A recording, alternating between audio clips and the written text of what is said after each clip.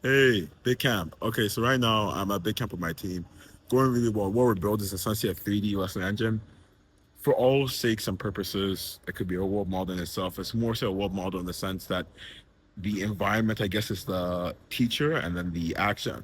Point is, we're building a 3D lesson engine. So the idea is that I say I want to learn math. I want to teach me why still has three apples in this multiplication equation or whatever. And then using 3D visualizations and a 3D character is able to do that. Right, so what we're using essentially is we're using a motion diffusion model with a Mixamo body rig. So the idea is you map the motion diffusion models output to the Misamo rig, and then you can have a 3D rig essentially do anything. So it could be jumping up and down, it could be throwing. That's like the core of it. Then from there, you can do a text to 3D to generate the 3D visualizations necessary. So let's say I need an apple, I can just create an apple. If I need a chair, I can create a chair. So that's the second part. And then from there, this is a chair on top. You never really get the chair on top of hackathons. But another cool thing is how I need something that's really hard to visualize 3D wise.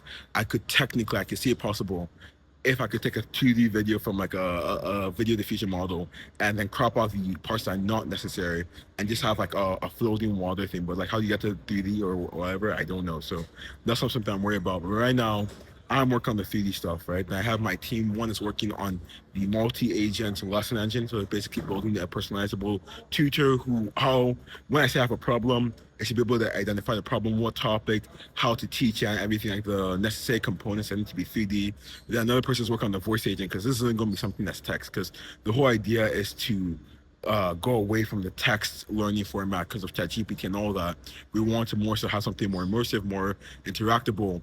So we're gonna have a voice agent that will mix it more one-to-one rather than like, oh, I have to type my answer, then I have to wait for a response. It's just like, oh, I say this, the thing responds instantaneously. And the idea for me really was with robots, they work in simulations. The hard thing is actually getting them to work in real life. So if you could take the rigs from those simulations and then use that in the digital format where it works, then it should theoretically work here. And right now, it's looking pretty good. I'm sure there's gonna be a bunch of roadblocks along the way, but I'm just praying it works out. It's a project I haven't done. It's something that I think is actually it's really funny because majority of my 3 out of 4, I'm the fourth person, 3 out of 4 people on my team. This is like their first or second hackathon, so it's really new.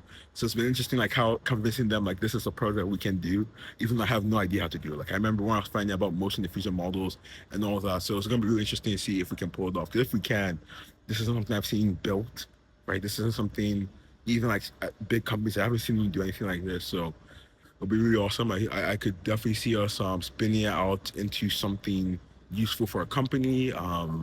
Maybe it's not a long term project, but maybe it is. But I could definitely see the use cases.